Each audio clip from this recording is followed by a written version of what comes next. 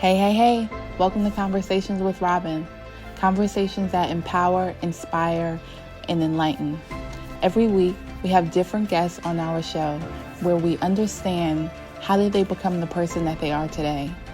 So sit back, relax as we deep dive and enjoy the ride.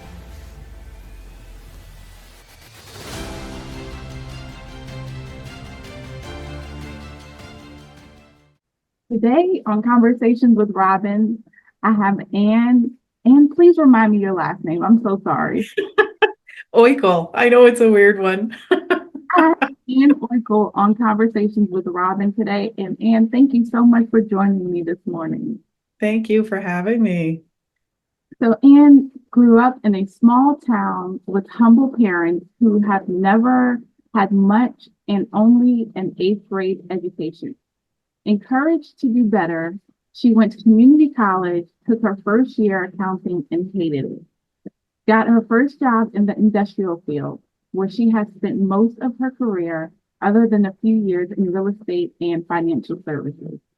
Now she is a vibrant conversion coach and owner at Dynamic Living Lifestyle, where she helps women and men convert their lives to have more joy and freedom, calm and confidence to make bold decisions and live their best lives through limiting how much outside forces affect how they think, feel, and act so they too can live dynamically. And what a beautiful bio. What is a conversion coach?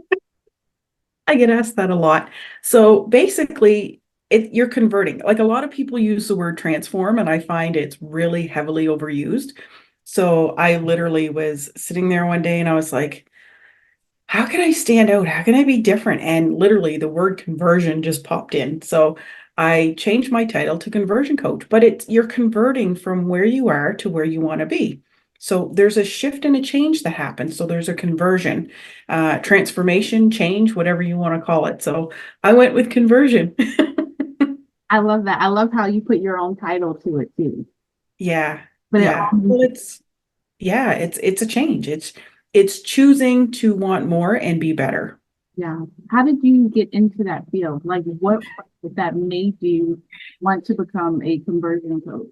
You know what? I didn't know I wanted to be a conversion coach. It's I literally for years, from the time I was young, I was taught to go get a good job and, buy a house, do the routine things. So societal pressures are the typical go out, get a job, get married, have kids. Like it's your routine, do, do, do. And I always tend to go against the grain. Even having kids, there was at one point I was hounded so bad to have kids. I was like, no, I'm not having any. So I was like 34 before I had my daughter, and I'm glad I did. But I realized that instead of me doing what I wanted, I was going against the grain because of the pressures. And I always had this saying, the good Lord never put me on this earth to please all of you. So I was doing it out of spite. And it's like that's life-changing decision. So I really had to turn inward and figure out what does Anne want? And with that, like it's been a lifelong journey, honestly, but I've always felt the need to be independent. Working for someone else was preached to me. That's all I knew. We didn't have business owners in the family, so I didn't have that exposure, the habits, and everything that goes along with it. So for me, it was always pushing against the grain and getting closer and closer and closer as years progressed. So I got to a point where I literally said to my husband, and I were sitting out around the fire one night, and he went in to make some drinks, and I was literally out around the fire. The stars were out, and I was like, there's got to be a better way. Like, just show me. And it's the first time I've really asked to be shown. I've always said there's got to be a better way, but I never really asked. And when I asked the question, within months, I ended up having exposure to a ton of people in the spiritual world, which was foreign to me. I won tickets to a weekend retreat where I had no idea what it was going to be, but it literally was full of healers, light workers, even women calling themselves witches, which I was uncomfortable with at the time.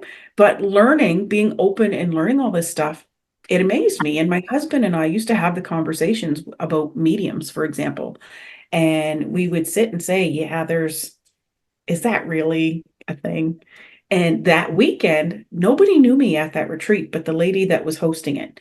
And I thought, this is a way to test because nobody knows me. Mhm. So I went to different people, different booths, and they started feeding information back to me. And it's information there's no way they would ever know. Impossible. And I was like in awe. And I come home that the first day one, I come home and looked at my husband and I was like, I'm a believer now. That shit is real. And day two was even same thing. It was very overwhelming, but it opened the doors. So that weekend I met a lady and she got me in touch with her Reiki trainer, her Reiki master. And when she did that, she's like, you need to meet Trish. And I was like, okay, fine. So we got connected on Facebook and she sent a message to Trish, but instead of saying Anne would like more information on Reiki, it's like Anne wants to take Reiki. I'm like, okay. I just So thrown into it, I literally. was tossed like right into it. So when Trish and I got on a call, she's like, so what makes you want to take Reiki? I said, I don't even know what Reiki is. So we went through this conversation and her energy is so calming and relaxing and inviting and just you just feel wrapped in this warm blanket when you talk to this woman. And she said, do you remember when you were a kid and you had, a gut instinct or you just knew something? And I started to think back and I was like, yeah. Like I shut all that down during my adult years. And my mom had passed away when I was 23. So I really shut it down then to just not have to deal, because I mean, we're not taught coping skills, and to dive into work. So I just dove into work. So I turned all those things off, not really understanding what they were. And she opened me back up to them. So that's when the ball started to roll and more people came in, more healing, more modalities, more, and I came to Alberta from Nova Scotia and I got connected with a lady in Nova Scotia and I joined her group for probably a year and a half. And we met, I can't even remember how often we met. But when I joined her group, I was like, teach me everything yesterday. And she's like laughing at me. She's like, yeah, no. It doesn't work that way.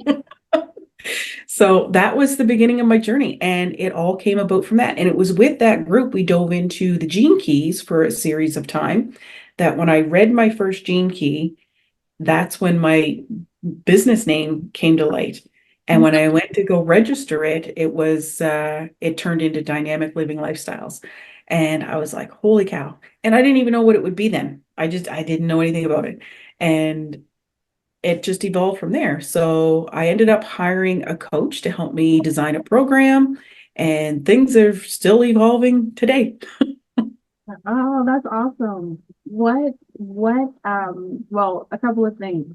I love how you went to the spiritual retreat and with an open mind. And I feel like that's important. And that's where it begins, to have an open mind. Because if you're closed Huge. off, you shut down everything and every opportunity that, God is just sending and the universe is just sending us. So we're like literally 100%. so if we do that, we're so closed-minded. So I love how open-minded we were. Yeah, What exact? And then one thing just led to the next, and it led. it did. Yeah, yeah. Literally. The ball's still rolling. You're, as I love to say, you're in the flow of life. Yeah, Yeah. yeah, And I never knew what that was prior to. Like if somebody had said that to me, I would have been like, what are you talking about? yeah. And it's so funny because, as the saying goes, when the student is ready, the teacher appears, right? Like that, and that's life. But it's like, let's not miss that opportunity. Yes. What is Gene Key? I know you mentioned that. I've never. So there's Richard Rudd designed Gene Keys. So Gene Keys, I don't know a ton about them, but we started to dive into them. So when you enter in a website, and it's Richard Rudd who designed these, when you enter in your birth date, time you were born, if you have it, if not, a rough estimate, and the place you were born, it spits out your genealogy or your gene keys, and it's quite detailed. Like the book is like this thick. And your gene keys, like, and that covers all the gene keys, and you're not all of them. So mine starts with the top. Do I still have I do. I have my thing right here. So I literally, um, this is just the diagram of the gene keys.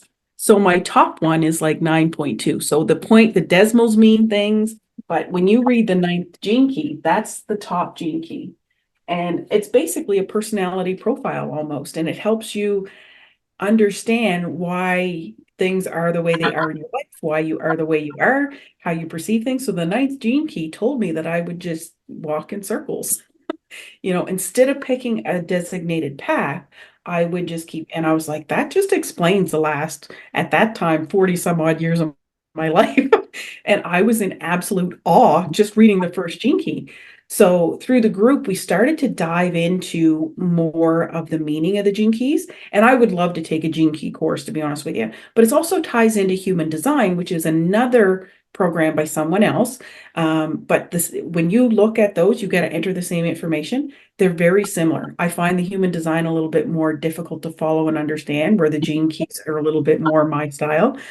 But I love that stuff, because when you start to dive into it, the how realistic it is absolutely insane. It's mind blowing. I've done like human design as far as like putting in my info, and Yes. I'm a manifestor generator, or I think, Yeah. and it's like mind blowing when you Yeah. start reading every single thing, and it's like, wow, this, how does it know my life? Like, Right. Yes. it's My husband and I and my daughter, we're all generators, but very different numbers, very different keys, and very different open channels. So with human design, it talks about the different areas that are open, closed, and all of that stuff. To me, it's more complicated than the gene keys, but similar information, and they match up almost similar. They almost go together, even though they're designed by different people. So yeah, it's really interesting how it helps explain and helps you understand how you function and why.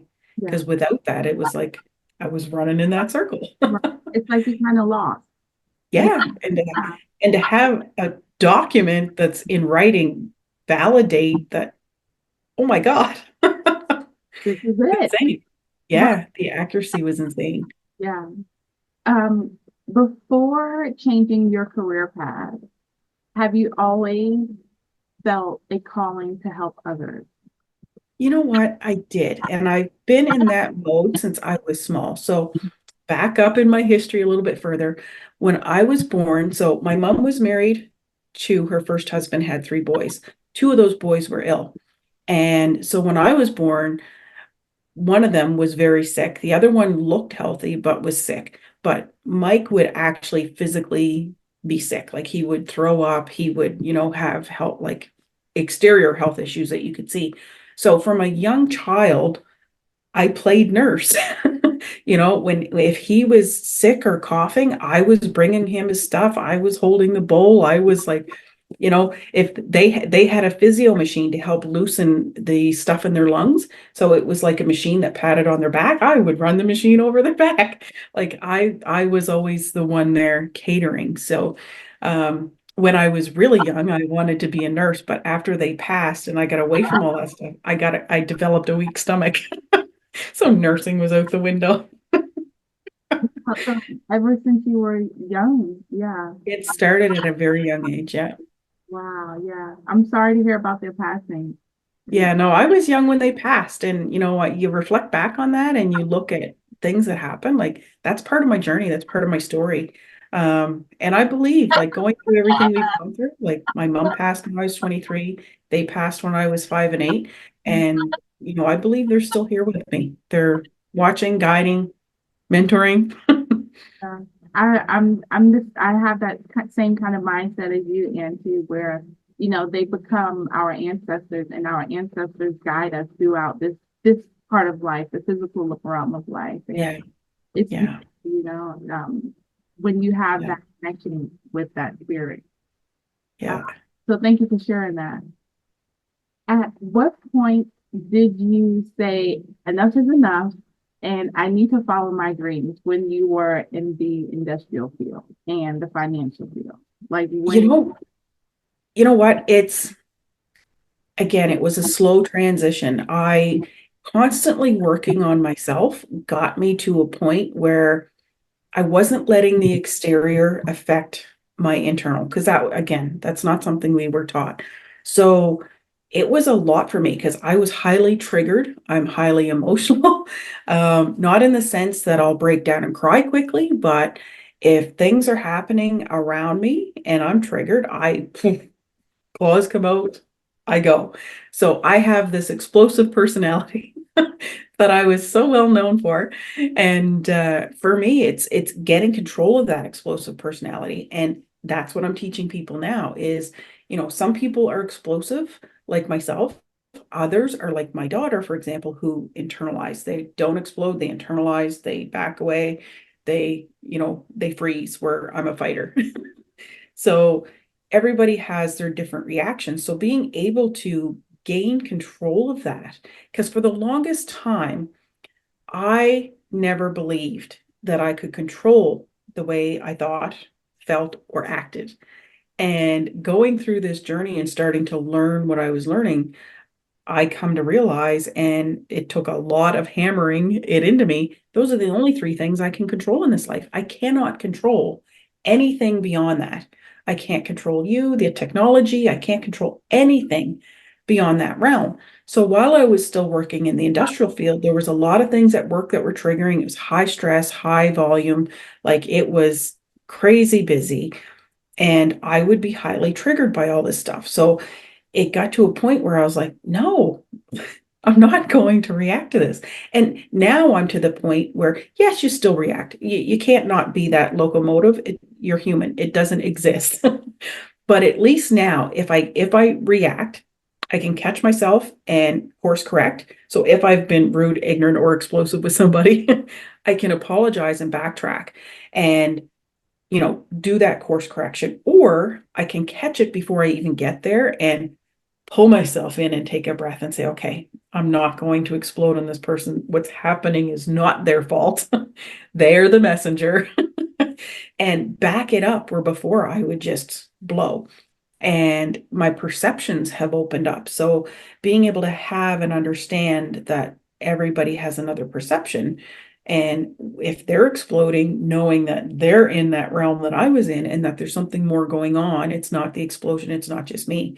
So it was a transition. And it wasn't until last year that I actually ended up separating from my work and being full time. wow, I, how tough was it to shift your mindset and shift your perspective from explosive and more so reacting to Yeah.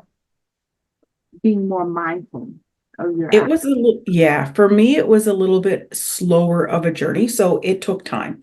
So it wasn't hard to do. It was a long journey to do because it's constant awareness. And I was not in that state of constant awareness. So it took me time to learn to become more aware. It took, I had to learn, like, it took me almost a year to learn to meditate just to quiet my mind for 5 minutes. So most people would have given up by then, but I didn't. Like I knew, like everybody talked about meditation and how, the advantages of it and how much it's worth. And it's like, I got to figure this shit out. So it took me a long time. I had to use guided meditations for the longest time. I still use guided meditations a lot. Sitting in quiet meditation is harder for me because my mind still wants to go, but I can do it. I can focus on the breath and do it, but it's taking me a long time to learn how to do that. So some people catch on quicker, some don't. So for me, it wasn't hard, it was long. So it took me time and a journey. And the more I became aware, the more I could course correct. So it's gradually recognizing and changing those habits. And that's what I teach people now. It's you've got to stop and recognize where you are and acknowledge your behaviors and then look at why you have them. Where do they stem from? to be able to say, okay, I'm going to start paying closer attention to this. And it doesn't happen overnight. You can sit in a program all day long and say, okay, I have these habits, these behaviors, and this is why tomorrow I'm going to be a new person. Doesn't happen. The body is the brain. I love Dr. Joe Dispenza. The body is the brain at this point because you're in locomotive. It takes time. Like he says, it took me, for myself, took me 40 some odd years of these habits and behaviors. I'm not going to crack them overnight. So the longer you have them, the harder it is to break them and the longer it can take to break them. So for me, it was a slower transition and being stubborn and being totally unaware of what was going on and why and how. It took me a while to break that down. And when I broke it down, it was literally little increments every day. Like he says, just catching yourself once, one day is progress. And we're not taught that that's progress. We're not taught that is success. So acknowledging that, yes, this is success and doing it one, two, three, 4, 5 times and increasing it more and more each day. And there's still days my body becomes the brain and I'm on locomotive. But for the most part, I try every single day that when something happens to look at it and say, okay, that didn't bring me joy. That didn't bring me happiness. What happened? And stop and analyze it, course correct it, and fix it. So it wasn't hard. It was a journey. Journey. It's a choice. Yeah. I love the fact that you said the first thing is you have to have the awareness Oh, huge. that you don't think you have a problem. No. And that's the thing. Like any coach out there, I know there's a lady I stay in touch with. She calls it her soulmate clients. You can't help somebody who doesn't want to acknowledge or help themselves. They're not your client.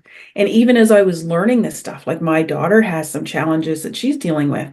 And I remember saying to my coach, how am I supposed to help other people when I can't help her? And she looked at me and said, she's not your ideal client. And I said, what do you mean? And I was like, she's my child. She's like, but she doesn't want your help. She might want help. She doesn't want your help. She's my daughter. You tend to butt heads. So I was like, oh, like a light bulb moment. Like, good point. So your ideal clients, although I want to, like, as a coach, I want to help people transition to have more joy, excitement, and power, and like have that inner power that I now feel in their lives. But if they don't know what that looks like, and they don't know that they need it, or if they don't know that they want it, or they don't want to do the work, they're not my ideal client. So for me, it's finding those people that really are in the state I was in, saying there's got to be a better way to life. There's got to be something different. There's got to be more. Those are the people I'm looking for. And those are the people I want to work with, because if you don't want to do the work, it's not going to be good for you or me. There's nothing I can do to help you unless you want to be helped. Right. Well, and too, I would think with your clients, they have to recognize that it's not like you said, an overnight kind of transition. It's a No, it's not. And I needed a lot of help, and some people don't take as long as I do. Some people may take longer, but it's a process, and it's how much you want to dive into, divulge, process. Like the body has to adjust as well. In order to pull the mind out of the body, that takes so much awareness. And for me, it took so much time because I was so automated, getting up at 5 o'clock every morning, like even the routine that you have when you get up first thing in the morning. Like for me, get up, get in the shower, get dressed, do makeup, come out and have breakfast, feed the animals, get in the car, drive to work, do your work. And when you're at work, you're so involved in what's going on in front of you, you don't have time to sit there and be self-aware and analyzing. Like, it's busy. So it was hard to break those habits. And I noticed I got really good at doing it at home. And like I said to my coach at the time, I was like, I'm fine when I'm here with you and I'm at home. I have time to calm down and be more aware. And I said, when I get at work, I said, it's like all that turns off and I'm back into psychological. The body is the mind, the reactions are happening, the explosions are happening. But when I drive home, it's like, oh, I'm turning that switch on. But I said, what can I do to turn the switch on at work? And a simple little thing like rearrange your desk a little bit so it's different to remind you to be different, to look at who it is you want to be, and are you being that at work? And if you're not, what can you do to become more aware? So even in the busyness, you can still take a second and say, okay, wait a minute. I rearranged my desk so things are different. So it makes me stop and think because things are different. It's not just, the body knows where everything is. Your brain now has to think, okay, where did I put that? And that makes you stop and think and analyze. So it got me in the habit of starting to do that at work. So I was able to start doing that at work as well. So it became a life changing habit everywhere, not just in segments or in sections. I feel like that's like one of the most important times where you need to be mindful when you are at work, because that's where all of the chaos. Huge. Right. We're at home, we're a little bit more calmer, we're allowed to be ourselves, we're allowed to, but then at work, it's like you're constantly on. So, Yeah. High beta. And for me, I thrived in high, like before getting into all this work, like Dr. Joe talks about all the different brain levels. And I sat there and I listened to his first book. I think it was Breaking the Habit of Being Yourself. And then the other one is Becoming Supernatural. And when I listened to him talk in those books or in a live thing, he's when he talks about the mind being the body and the different brain waves, I'm like, I function in high beta, even at home. For the longest time, I'm like, how is it my body is not so sick is at this age and not be more ill than I was because of the high beta functioning. And the only thing I could figure is because I was in such high beta, I never ever, hardly ever had issues sleeping. So I would bring my brain right back down into the lower brain waves at night. So when I slept, my body repaired. Where some people they get in high beta and it also affects their sleep, where I didn't. And I figured that was my balance. And even since doing this work, like I started taking a cellular supplement around the same time. So that helped a lot too, because it's not like a multivitamin that your body has to absorb. It actually starts working at a cellular genetic level. So my body started healing from the inside out with that, as well as doing all this work. So for me, my body started to heal itself as a twofold, emotionally and mentally, but also from a cellular point of view. So that happened right almost together because I've been taking that supplement for probably about 2.5 years. And I started this journey probably 3, 4 years ago. So they kind of started happening simultaneously. So it's it's huge. Like when you start to correct all of this, the physical vessel starts to correct itself as well. what is the cellular supplement that you're taking? I would love to hear about it. The company is called ASEA and it's a redox molecule. So it literally starts from the cellular set point versus a regular multivitamin you would get off the counter. So our body produces redox molecules naturally. And just like everybody else, like as we age, cells don't signal like they used to. So which causes the breakdown in the body, which can cause, the diseases to start. Aging is another one. The gray hair. So all these body cellular breakdowns that you see as you start to age, even joint pain. Like for me, I was physically fit when I was younger and in gymnastics, so I pushed my body to the absolute limits. And as you age, those joints, lower back, they all start to ache and bother you, and the chiropractor bills go up and the acupuncture bills go up. So just with the body naturally breaking down, the cells don't fire and wire like they used to when we were younger. And the redox molecule is a natural redox supplement. This is the only company that's been able to stabilize the molecule in a liquid and also in other forms as well. So it's scientifically proven. They're constantly running more and more sciences to show how it affects different parts of the body. It gets very scientific beyond my capable understanding. There's something now that just came out. They just tested in the University of Australia, something to do with how it helps the neural pathways in your brain. And that's a 20-page document I don't understand. Anybody who's a doctor or in the sciences, they'll understand it. I can give it to them. But Yeah, it works from a cellular level and a natural cellular level. So our bodies are all made of cells, and redox is part of those cells, and that's it helps those redox cells to start firing, wiring again, reconnecting.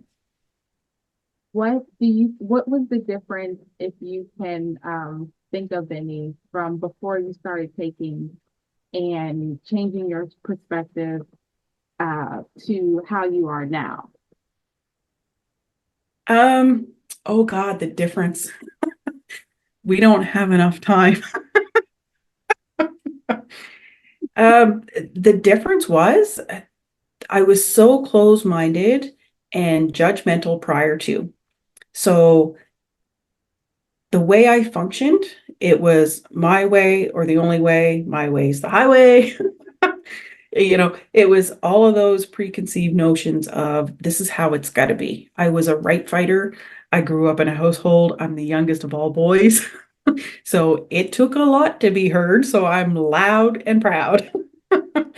And now I'm to a point now where I don't have to be loud and proud. I don't have to be the one to be heard. I can actually stop and sit in silence and just let everyone else go. Um, it's the transition has been huge. Mentally, I can sit back and be calm. Where before I had to be in the conversation, I had to be heard, I had to be at the forefront and had to be loud. And now I don't have to be that. I can be that if I have to be, but I don't have to be that all the time. And the level of just sure, calm, peace, and joy, like I didn't experience that before. When you're always functioning in high beta, you're always stressed, you're always capped out, you're always maxed out. And not being at that level now has been huge. Like I say, your body can't heal itself at that level. So to be able to calm it down and give it time to rejuvenate and relax and just it's insane. It's some of it's even hard to put in words, but just to have that harmony, that's, the synergy, the flow, that never existed before. It was not there. And for people to talk to me like that, I'd be like, you're talking a foreign language. I don't understand what you're saying to me. Where Oh, now I get it. And I'm hearing because I've done the work and I get exposed to more and more people, I'm hearing words where I say, I don't get it. But in the future, I'm going to understand it because I'm continually doing the work myself. It's a journey that's addictive. good addictive because it's a personal development It's journey. a natural high. Yeah. There's no drugs or alcohol needed. I love that, and thank you so much for sharing that. Uh, You did mention that you had a coach, and how important is it, even for coaches, to have a coach? How important is that to, in your opinion? In my opinion, it's instrumental. I couldn't be where I'm at now without one because even online learning is great if that's how you like to learn. And I don't mind learning some stuff online, but I always joke I'm the queen of questions. So no matter what I learn for me, no matter what I learn, I have questions. So I always want to dive deeper and deeper and deeper. So you can only get so deep with online learning. You can only get so deep if you don't have that one-on-one conversation, either this way or in person. So my coach was actually in the US, but I have mentors and other coaches that are around me that support me and we support each other. And having that connection and having that coach has been huge because they're your accountability. Um, they're your eyes when you can't see. They're your ears when you're not hearing. So they can help make you accountable and ask the key questions to help you realize what it is you're doing and how you're being when you don't see it yourself. And for me, it's been instrumental. And anybody who has grown any amount of business, they say you have to have a coach. Even you look at multi-millionaires and billionaires, Grant and Elena Cardone are billionaires down in the United States in the real estate world. And he never had a coach early on. And he talks about it being instrumental to have a coach and a mentor. You're never arrived, you're never at the top. There is no pedestal to be stood on. It's just life. It's a journey and it's yours, no one else's. So, although you can look up to other people because they might be where you want to be or they've gone down the path that you want to go, but they've not arrived. They will never arrive. So, it's a journey and it is instrumental if you want to keep learning and growing and expanding. Yeah, thank you for sharing that. I love the fact that one of the takeaways was they are your eyes and ears when you cannot see and hear. I, Yes. that's very true. And I'm like you, it is very instrumental to have a coach, to have a mentor, and also to be a mentee, as well. You Yeah. about balance. Yeah. How can someone, in your opinion and expertise, feel more empowered? Turning inward. If you want to feel internal power, and that's what I talk about, is your inner power, taking back your control is instrumental. So, how can somebody do that? Like I said, it's a journey, it takes time. But if you're committed to doing the work, and it can be painful sometimes, some of us have some nasty shit we got to heal through, and it can be nasty. And that's where that coach comes in handy because they're a shoulder to cry on when you need to cry. you know, they're your everything to be able to laugh, cry, scream, yell, whatever you got to do. Um, so you have to be willing to go on that journey if you want that inner power. And that inner power, I used to think the power was controlling others. I'm a powerhouse. So if I didn't like what you were doing, you knew it. And that's not being powerful. That's having a powerful personality. But I'm being very weak internally when I'm in that state because I am exuding power on others, which is not empowering at all. It's demotivating and depowering for the person receiving that. So, inner power is being able to empower not just yourself, but others around you. When you exude the inner power, it radiates from your body and others can see it and feel it, whether you're speaking to them or not. And getting to that point, you have to do it from the inside out. You have to have that calm piece of inner self in order to have inner power.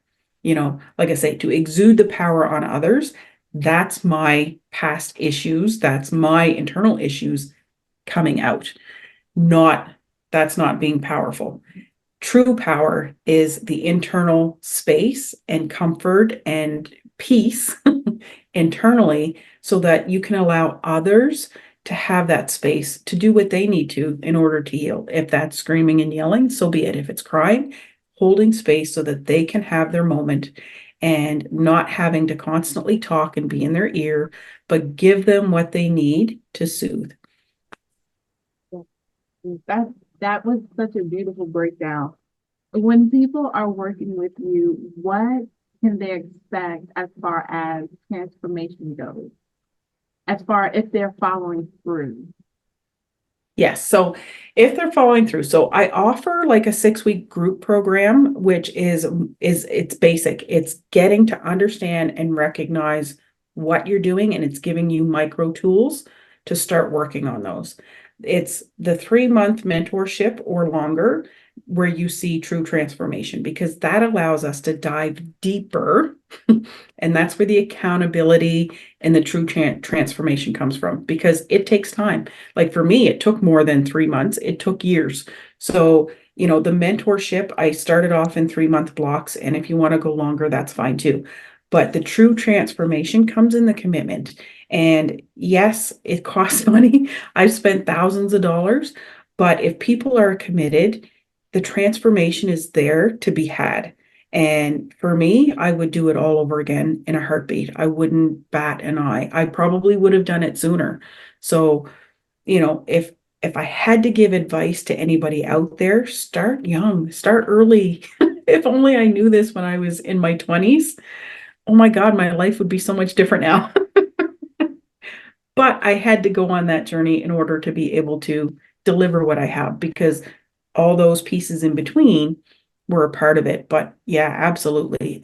If I could give anybody advice, start as young as you possibly can and start the journey, start the transformation. If you cannot afford coaches, then start reading those books from like Dr. Joe and, Lisa Nichols and Les Brown and all those people that have been through that, like Oprah Winfrey, like they exude that inner power. They don't have to be in high beta and control others. They're in their flow.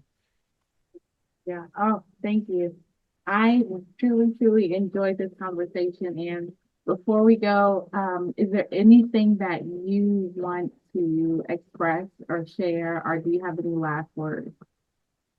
Oh, wow.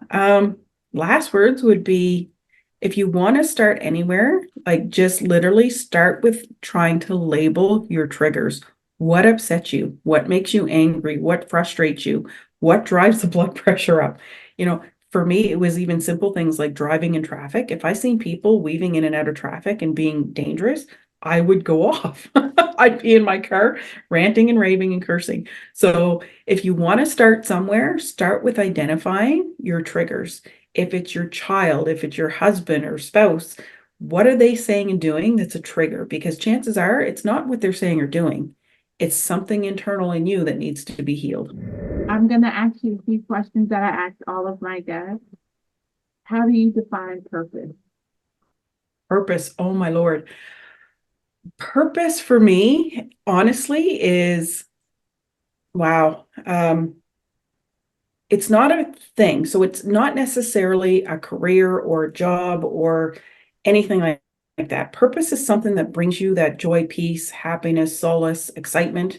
So it's having that internal meaning deep within you that brings you great satisfaction and gratitude.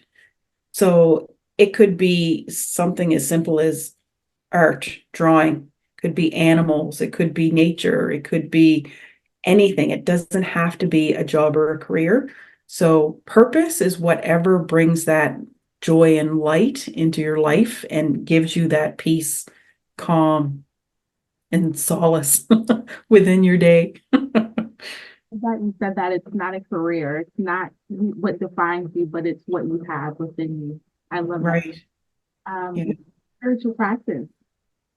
My spiritual practice.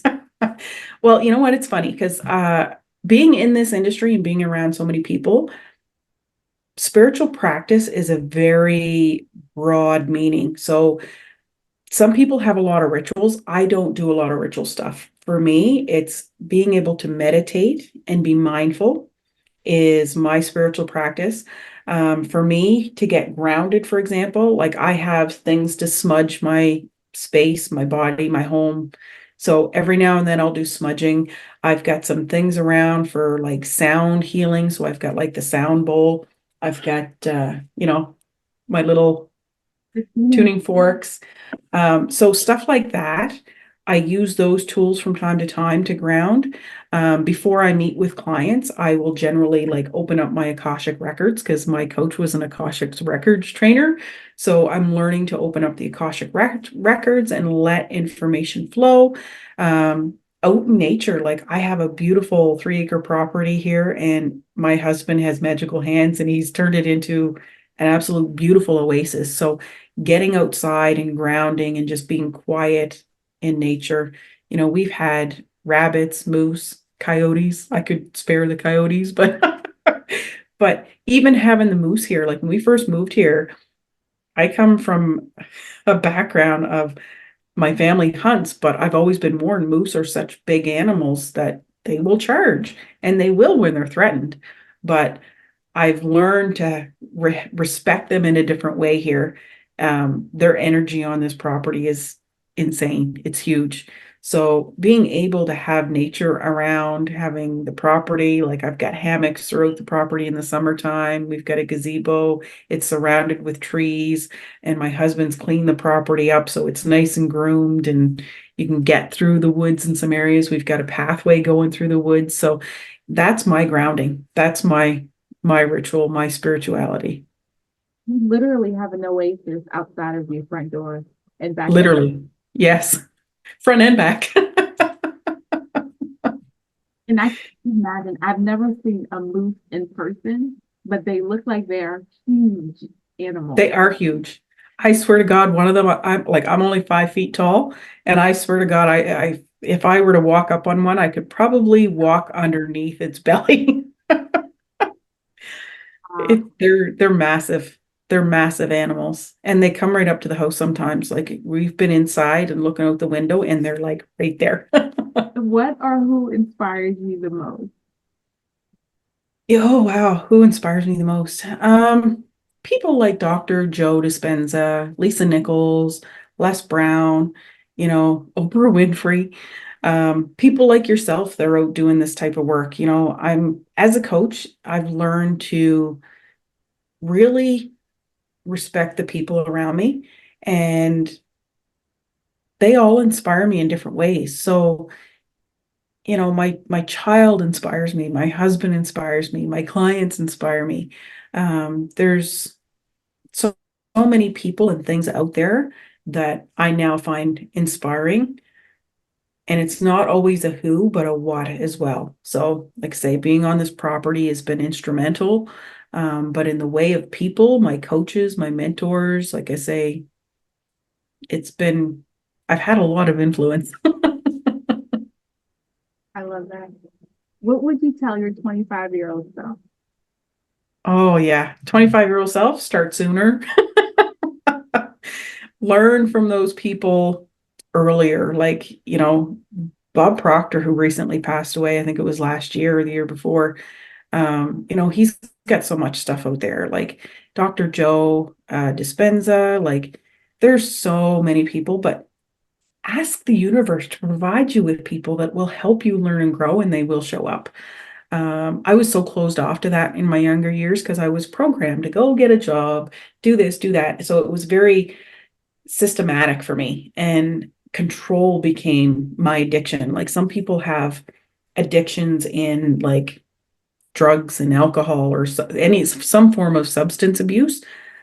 My addiction was utter control, and it became out of control because I felt if I couldn't control everything in my life, I felt I was losing something.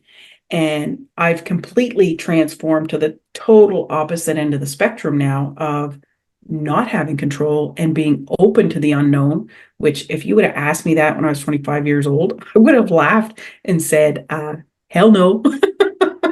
So being open to all of that at such a younger age is what I would tell my younger 20-year-old self. Not just 25, but 20. You know, go out into the world with eyes wide open, heart open, and let the options and possibilities flow and come to you. Stay at a level of high vibration and energy naturally, like find your passion and what that feels like, hold that vibration all day long, and then the stuff will come to you. What has life taught you so far? Oh, wow. Everything I just told my 25-year-old self. The biggest lessons are learning that unknown and possibility and options, being open to them with excitement and, you know, letting go of perceptions and belief systems. Our ancestry goes deep into our DNA. It's not just our parents and our grandparents and our great grandparents, it goes beyond that. And we have some of those programmings and mechanisms built into our bodies from multiple generations of upbringing and programming. And, I'll use my mom as an example. She come from an abusive home. Well, it didn't start with her parents. It started with their parents, their parents, their parents, their parents. So we have multiple generations of programming built into our bodies. And it's hard to acknowledge that sometimes because it's not something that we can pinpoint and say, you did that to me. But we have to acknowledge it's a part of our DNA and be able to let it go and release it so we can have more openness, have more heart brain coherence, and understand that life is all unknown, but be open to it, not scared of it. I come from a place where I was scared of it, so the control took over. And that control is a fear-based behavior. So getting rid of all of that and being able to let it go. Do I still have fears? Yes, but the difference is I can acknowledge it, catch it, and move past it now. much faster than I ever could. I lived in fear. I was raised in fear. So I lived in fear when I was younger. So learning to let all of that go has been probably my biggest life lesson. Yeah. And that's a big lesson to learn. Oh, huge. Because it didn't take me overnight. It took a while. And it's still a journey. I'm still learning. So, And I have enjoyed this conversation so much. How can people find you? you know what? I don't have a website per se. I am on Facebook under Ann Oickle. I am on Instagram. I just recently got on TikTok and Threads. And I am on LinkedIn.